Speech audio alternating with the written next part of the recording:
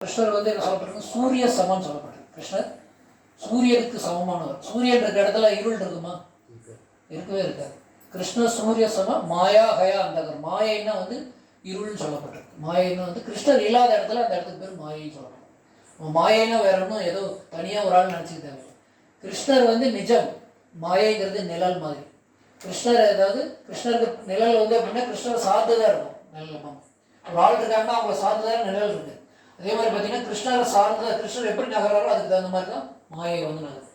அதனால் சொல்லப்பட்டிருக்கு கிருஷ்ணர் சூரிய சமம் மாயா ஹயா அந்த காரணம் சொல்லப்பட்டிருக்கு. கிருஷ்ணர் வந்து சூரியனுக்கு சமமானவர். அவர் இருக்கிற இடத்துல மாயைக்கு இடமே இல்லை.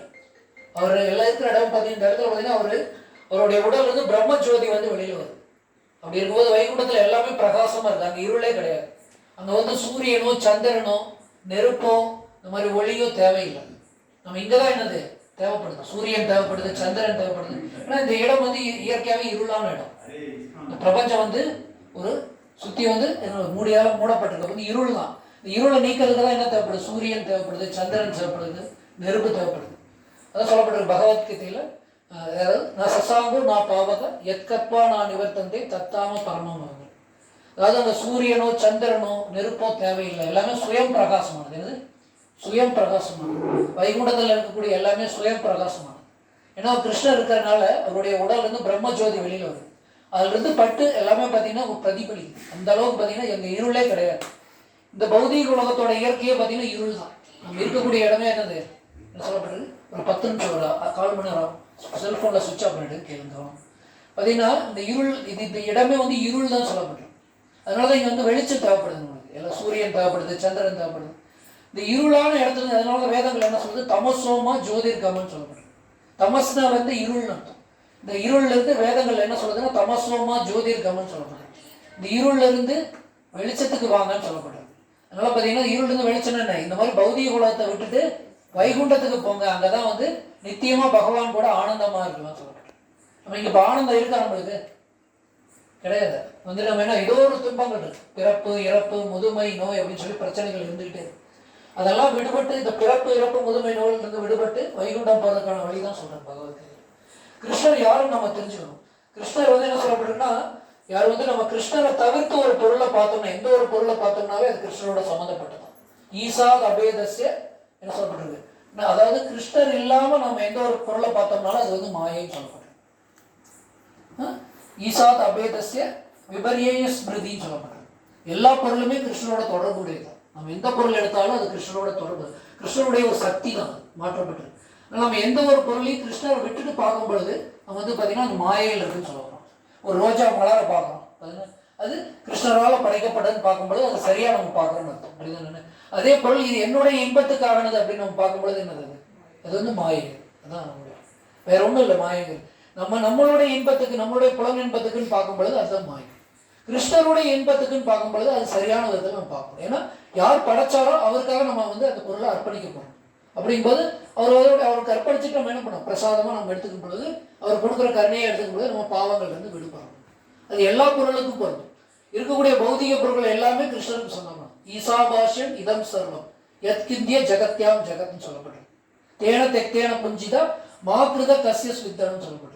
ஈசாவாஸ்யம் இதம் சர்வம் இது இருக்கக்கூடிய எல்லாமே பார்த்தீங்கன்னா யாருக்கு சொந்தம்? கிருஷ்ணருக்கு சொந்தமான சொல்லப்பட்டிருக்கு. வேதங்கள்ல உபநிஷத்துல சொல்லப்பட்டிருக்கு. ஈசாவாஸ்யம் இதம் சர்வம் யத்கிந்திய ஜெகத்யாம். நம்மளுக்கு தேவையானதை நம்ம எடுத்துக்கணும். எல்லாத்தையும் நம்மளுக்கு தேவையான பொருள் எடுத்துக்கணும். அடுத்தவங்களுக்கு நம்ம அபகரிக்க கூடாது. ஏன்னா பகவான் வந்து ஒவ்வொருத்துக்கும் அவங்க கோட்டா கொடுத்துருக்காரு. அப்படி இருக்கும்போது அதாவது பற்றாக்குறைங்கிறதுக்கு வழியே கிடையாது. 700 கோடி பேர் இருக்காங்க உலகத்துல. இன்னும் 7000 கோடி பேர் இருந்தாலும் கூட பற்றாக்குறைங்கிறதே வராதுன்னு சொன்னாங்க. பிரபுபாதர் தான் விளக்குறாரு. இந்த உலகத்துல தேவைக்கு அதிகமாகவே எல்லா பொருளும் இருக்கு. எங்க வந்து பிரச்சனைனா நம்மளுடைய பேராசையும் புரியுது. நம்ம வந்து நம்மளுடைய தேவைக்கு அதிகமாக மற்றவங்களுடைய விஷயத்தை நம்ம எடுக்கும் பொழுதுதான் பிரச்சனைகள் வருது. நாட்டுக்கு நாடு சண்டை புரியுது. மனிதர்களுக்கு மனிதர் சண்டை ஏன் வருதுச்சா? இதெல்லாம் பார்த்தீங்கன்னா இதெல்லாம் எதனால வருதுன்னா இந்த விஷயத்தை ஈசாவாசியம் விதம் சரி எத்கிஞ்ச ஜெகத் இந்த விஷயத்தை புரியாதனால தான். இது நம்ம தெளிவாக புரிஞ்சுக்கும் பொழுது பிரச்சனையே கிடையாது. அதே மாதிரி பார்த்தீங்கன்னா பகவான் வந்து அதாவது பகவான் எப்படிப்பட்டவர் அப்படிங்கிறத பார்த்தீங்கன்னா இந்த அர்ஜுனர் வந்து விளக்குறாரு. பரபிரம்மம் பரம்தாமம் பவித்ரம் பரமம் பகவான் சொல்றார். பரபிரம்மம் இந்த உலக பரம்னா வந்து இந்த உலகத்துக்கு பௌதிக உலகத்துக்கு அப்பாற்பட்டவர். இதை கூட சங்கராச்சாரியர் என்ன சொன்னார்? நாராயண பரோ அவ்வியக்தாத்துன்னு சொல்றார். சங்கராச்சாரியர் என்ன சொல்றாருன்னா, நாராயணர் இந்த பௌதீக இயற்கையை சார்ந்தவர் கிடையாதுன்னு, பௌதீகத்துக்கு அப்பாற்பட்டவர் சொல்றாரு. அதாவது வைகுண்டத்தில் அவர் இருக்காரு சொல்றாரு, நாராயணப்பனோ அவ்வியக்தான்னு சொல்றாரு. அதனால பார்த்தீங்கன்னா சங்கராச்சாரியார் என்ன பண்ணியிருக்காரு, எல்லாமே பண்ணியிருக்காரு. கடைசி என்ன, கோவிந்தம் கோவிந்தம் பஜகோவிந்தம் பஜகோவிந்தம் பஜகோவிந்தம் மூடமதின்னு சொல்றாரு. நகி நகி ரக்ஷதின்னு சொல்றாரு. நம்ம சம்பிராப்டே சந்நிகிதே காலே நகி நகி ரக்ஷதின்னு சொல்றாரு. நம்ம இறக்கும் போது நீங்க பெரிய பெரிய தத்துவ ஞானியா இருக்கலாம், பெரிய அறிஞராக இருக்கலாம், பெரிய புகழ் வாய்ந்தவங்களா இருக்கலாம், ஆனா அதெல்லாம் உங்களுக்கு கை கொடுக்காதுங்கிறார். இறக்கும் பொழுது என்னது, சம்பிராப்டே சந்நிகிதே காலே, இறக்கும் பொழுது அதெல்லாம் உங்களுக்கு கை கொடுக்காது. நீங்க எவ்வளவு பெரிய ஆளாவனாலும் இருக்கலாம் பௌதிக உலகத்தில், அதெல்லாம் உங்களுக்கு கை கொடுக்காது. பஜகோவிந்தம் பஜகோவிந்தம் பஜகோவிந்தம் மூடமதேன்னு சொல்றாரு. அடே மூடனே உன்னுடைய பஜகோவிந்தம், கோவிந்தம் கோவிந்தனுடைய நாமத்தை சொல்லுன்னு சொல்றாரு. அதான் வந்து சங்கராச்சாரியர் சொல்றாரு. இதுல நம்ம தெரிஞ்சுக்கணும், நம்ம எவ்வளவு பெரிய ஆளாவனாலும் இருக்கலாம், நம்ம இறக்கும் தருவாயில் நம்ம பகவானுடைய நாமத்தை சொல்லணும். அதை என்ன பண்ணணும், நம்ம வைகுண்டத்தை அடையணும். இது ரொம்ப ரொம்ப முக்கியம். இறக்கும் தருவாயில் சொல்லணும். நம்ம என்ன பண்ணணும், அதுக்கு நம்ம பயிற்சி பண்ணணும். என்ன பண்ணணும், தினமும் நம்ம பகவானுடைய நாமத்தை சொல்லி நம்ம இந்த மாதிரி பகவத்கீதை பாகவதெல்லாம் படித்து நம்ம பயிற்சி பண்ணணும். அதுக்கான வழிமுறை தான் நம்ம ஹரே கிருஷ்ண இயக்கத்தில் நம்ம சொல்லித்தரோம். மக்களுக்கு வந்து இலவசமாக நம்ம வந்து சொல்லித்தரோம். இல்லை பார்த்தீங்கன்னா அர்ஜுனர் வந்து பரபிரம்மங்கிறார். என்ன சொல்றாரு, பரபிரம்மம். பிரம்மம் அப்படின்னா பார்த்தீங்கன்னா பிரம்மம் இந்த பௌதிக உலகத்துக்கு அப்பாற்பட்டவர் சொல்லப்படுது. இந்த பௌதிக உலகத்தை சார்ந்த பரபிரம்மம், பரம் தாமம். அவருடைய இருப்பிடம் வந்து பார்த்தீங்கன்னா வைகுண்டம், பரம் தாமம்னு சொல்லப்படுது. இந்த பௌதிக இயற்கைக்கு தாமம்னா இடம்னு அர்த்தம். அந்த தாமம் இங்கே கிடையாது, பௌதிக உலகத்தில் கிடையாது. பரம் தாமம்ங்கிறார். பரம்னா இந்த பௌதிக இயற்கைக்கு அப்பாற்பட்டதுன்னு சொல்றாரு. பரந்தாமம் பவித்திரம். பகவான் வந்து என்ன செஞ்சாலும் அவர் வந்து பவித்திரம் சொல்லப்படுது. நம்ம வந்து என்ன கர்மாவால் மாட்டிக்கணும், கர்ம வினைகள்லாம் சிக்குண்டுவோம். ஏன்னா நம்ம எல்லாத்தையும் படைச்சவர் அவர் தான். பார்த்தீங்கன்னா இப்போ பார்த்தீங்கன்னா ஒரு சிம்பிள் உதாரணம் சொன்னால், ஒரு ஃபேக்ட்ரி இருக்குது. ஃபேக்ட்ரிக்கு ஓனர் வந்து அந்த ரூல்ஸுக்கெல்லாம் கட்டுப்பட்டவரா? ரூல்ஸ் கிடையாது. அது வேலை செய்யக்கூடியவங்க தான் அந்த ரூல்ஸ் வந்து ஒத்து வரும். அதே மாதிரி இந்த பிரபஞ்சத்தை படைச்சவர் யாரு, பகவான். அவர் வந்து இந்த விதிகளுக்கு கட்டுப்படணும்னு அவசியம் கிடையாது. ஏன்னா அவரு தான் இதை படைச்சிருக்கிறார். புரியுது? நம்மளுடைய கண்ணோட்டத்தை வச்சு அவரை பார்க்கக்கூடாது. புரியுது? நம்ம சொல்ல முடியுமா ஃபேக்ட்ரி ஓனர் வந்து இந்த டைமுக்கு வந்து பஞ்ச் அடிக்கணும்னு சொல்ல முடியுமா? கிடையாது. அவர் வந்து எந்நேரம் வேணாலும் வந்து நம்மளை செக் பண்ணலாம். புரியுது? அதுக்கு அவருக்கு வந்து ஏன்னா அவரு தான் ஓனர் அவர். புரியுது? அதே மாதிரி இந்த பிரபஞ்சத்துக்கு ஓனர் யாரு, பகவான் கிருஷ்ணன். இந்த பிரபஞ்சம் மட்டும் கிடையாது, கோடிக்கணக்கான பிரபஞ்சத்துக்கு அவர் தான் ஓனர். புரியுது? அதெல்லாம் விளக்கப்பட்டிருக்கு, வேதங்கள்ல விளக்கப்பட்டிருக்கு. அதில் பார்த்தீங்கன்னா பரபிரம்மம் பரம்தாமம் பவித்திரம். பவித்திரம் அவர் என்ன பண்ணாலும் பவித்திரம் சொல்லப்படுது. அவர் வந்து அசுரர்களை அழிக்கிறதும் சரி, பக்தர்களை காக்கிறதும் ரெண்டும் சமமான அதுன்னு சொல்லப்படுது. நம்ம நினைக்கலாம் அவர் வந்து கொள்றாருன்னு. அவளை கொண்டாட கூட அவர் வந்து அவங்களுக்கு கருணை வழங்குறாரு பகவான். என்ன பண்ணுறாங்க, பூதனா லீலை தெரியுமா உங்களுக்கு? பூத்தனா என்ன பண்ணாங்க, வந்து ஒரு அரக்கி வேடத்தில் வந்து என்ன பண்ணுறாங்க, கிருஷ்ணருக்கு பால் கொடுக்கறதுக்காக வர்றாங்க. என்ன பண்ணுறாங்க, கிருஷ்ணருக்கு பால் கொடுக்குற மாதிரி ஒரு அம்மா மாதிரி வேஷத்தில் வர்றாங்க. அது என்ன பண்ணுறாங்க, பால் கொடுக்க வரும்போது அவர் என்ன பண்ணுறாரு, கிருஷ்ணர் வந்து பாலோடு சேர்த்து அந்த அம்மா உயிரையும் எடுத்துடுறாரு.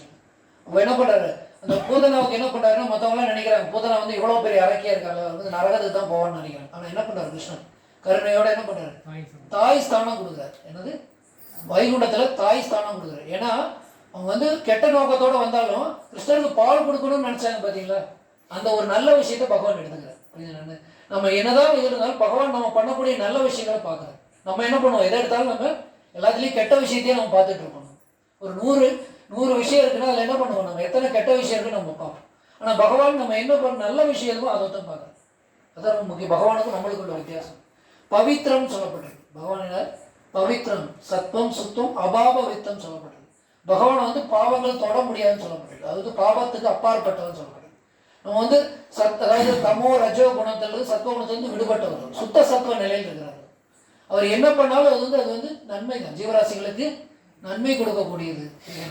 அதனால சொல்லப்பட்டிருக்கு அவர் வந்து பவித்திரம் சொல்லப்பட்டிருக்கு. அவர் என்ன செய்தாலும் அது பவித்திரம். நம்ம நினைக்கலாம் பௌதிக கணக்கில் வந்து நம்ம கிருஷ்ணரை வந்து எடை போடக்கூடாதுன்னு சொல்லுவாங்க. நம்ம பௌதிக கணக்குப்படி பார்த்தீங்கன்னா இவர் இப்படி பண்ணுறாரு, நிறைய பேர் அப்படி கணக்கு போடுவாங்க. இப்போ பகவான் இது பண்ணுறாரு, அப்படி கணக்கே போட முடியும். ஏன்னா வந்து அவர் நம்மளே படைத்தவர், ஜீவராசிகளுக்கு தந்தை அவர் தான். என்ன சொல்றாரு பகவத்கீதையில், அகம் பீஜப்பிரதா பிதா, எல்லா ஜீவராசிகளுக்கும் விதையளிக்கும் தந்தை நான் அப்படிங்கிறது. நம்ம என்ன விஷயத்தோம்னா அவர்கிட்ட இருந்து நம்ம வேதங்கள் புராணங்கள் விஷயங்களை எடுத்துக்கணும். அவர் நகல் செய்ய முயற்சிக்க கூடாது. என்ன பண்ணக்கூடாது, அவரை நகல் பண்ண முயற்சி கூடாது. அவர் என்ன பண்ணாரு, சுண்டு வரல கோவர்தனகிரியை தூக்குனார். தூக்க முடியுமா நம்ம? கிடையாது. அவர் சொன்ன விஷயத்தை பகவத்கீதையை நம்ம பின்பற்றணும். புரியுது? அப்பதான் வந்து நம்ம பகவானை பின்பற்றுறாங்க. நம்ம அதுக்கு பதில் நம்ம வந்து பகவானாக முயற்சி பண்ணக்கூடாது. புரியுது? நம்ம பகவானுடைய உபதேசங்களை பின்பற்றணும். அதான் வந்து சொல்லப்படுறது. இப்போ பார்த்தீங்கன்னா பகவான் வந்து பராசர பட்டர் பகவான் அப்படின்னு அந்த வார்த்தைக்கு விளக்கம் கொடுத்துருக்காரு. பக பிளஸ் வான். பகவான்னா எல்லாத்துக்கும் அந்த வார்த்தை பொருந்தாது, கிருஷ்ணருக்கு தான் பொருந்தும் அந்த வார்த்தை. பக பிளஸ் வான். பகானா 6 ஐஸ்வர்யங்களை முழுமையாக உடையவர். ஐஸ்வர்யஸ்ய சமக்ரஸ்ய வீரியஸ்ய யசஸ்ய சன்னம் பகைதிகள பக அப்படின்னு சொல்லப்படுறது. என்னன்னா ஐஸ்வர்யம், அழகு, புகழ், செல்வம், வலிமை, துறவு, எல்லாமே பார்த்தீங்கன்னா 6 விதமான ஐஸ்வர்யங்களும் பகவான்கிட்ட முழுமையாக இருக்குது. 100% முழுமையாக இருக்குது. நம்ம யாராவது சொல்ல முடியுமா என்கிட்ட 100% முழுமையாக இருக்குன்னு சொல்லி?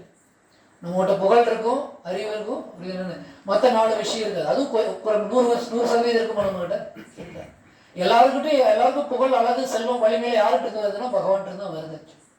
அதனால தான் சொல்லப்பட்டிருக்கு 6 விதமான ஐஸ்வர்யங்களும் முழுமையாக உடையவர் தான் கிருஷ்ணன் சொல்லுவாங்க.